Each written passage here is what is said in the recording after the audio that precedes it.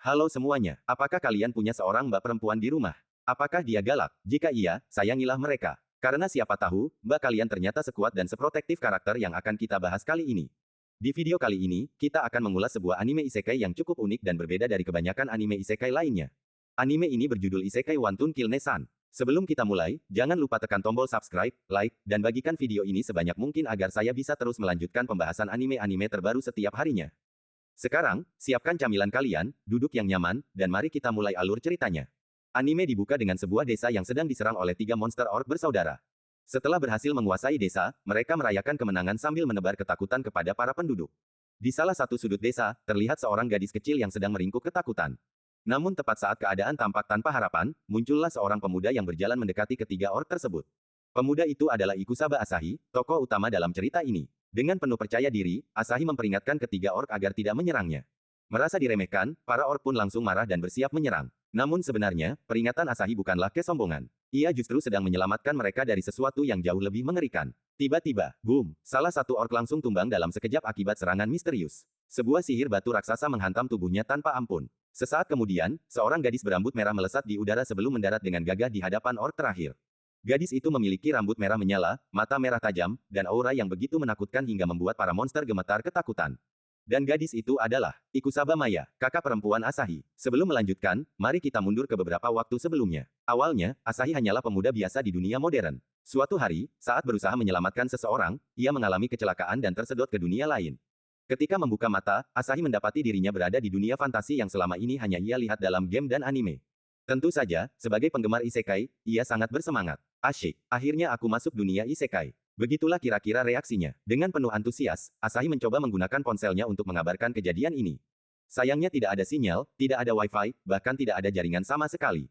Karena ponselnya sudah tidak berguna, ia memutuskan menjualnya dan memperoleh 500 mani. Uang itu kemudian digunakan untuk membeli perlengkapan petualang agar terlihat seperti protagonis anime sungguhan. Setelah merasa cukup keren, Asahi pergi ke guild petualang. Di sana ia bertemu seorang resepsionis cantik bernama Tanya, yang dengan ramah membantu proses pendaftarannya. Sebagai petualang pemula, Asahi mendapatkan misi sederhana untuk memburu monster tingkat rendah bernama Kill Rabbit.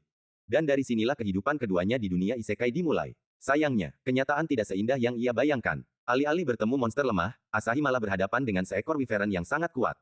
Saat itulah ia berharap mendapatkan kekuatan cheat seperti protagonis isekai lainnya. Namun harapannya langsung hancur. Status miliknya ternyata biasa saja. Skill yang ia dapatkan pun nyaris tidak berguna. Tidak ada kekuatan dewa, tidak ada kemampuan spesial, tidak ada kekuatan rahasia. Benar-benar karakter utama paling sial. Ketika nyawanya berada di ujung tanduk, Asahi hanya bisa memikirkan satu orang.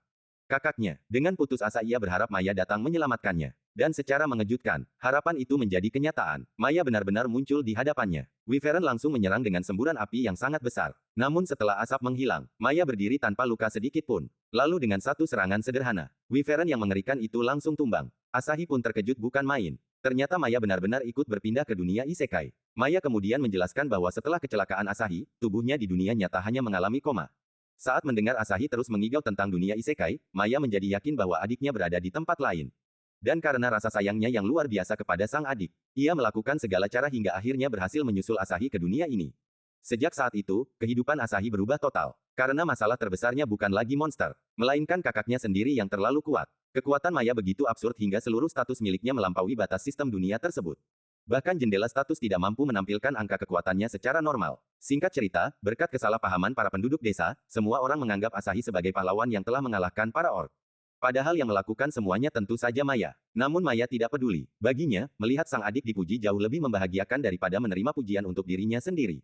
Karena itulah Asahi mendapatkan kenaikan peringkat petualang secara instan. Masalahnya, jika orang-orang mengetahui kebenaran bahwa Maya adalah sumber kekuatan sebenarnya, semua rencana Asahi bisa berantakan. Maka Asahi meminta Maya untuk menyembunyikan kekuatan aslinya. Dan tentu saja, Maya langsung setuju tanpa berpikir panjang. Karena bagi Maya, permintaan adiknya adalah prioritas nomor 1. Di akhir episode, Asahi harus menghadapi seorang petualang pemabuk yang suka membuat keributan. Dengan bantuan Maya yang diam-diam menggunakan kekuatannya dari kejauhan, Asahi berhasil membuat lawannya ketakutan dan melarikan diri.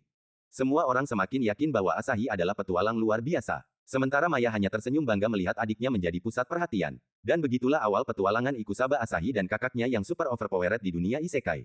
Anime ini menghadirkan konsep yang unik, karena biasanya karakter utama mendapatkan kekuatan luar biasa.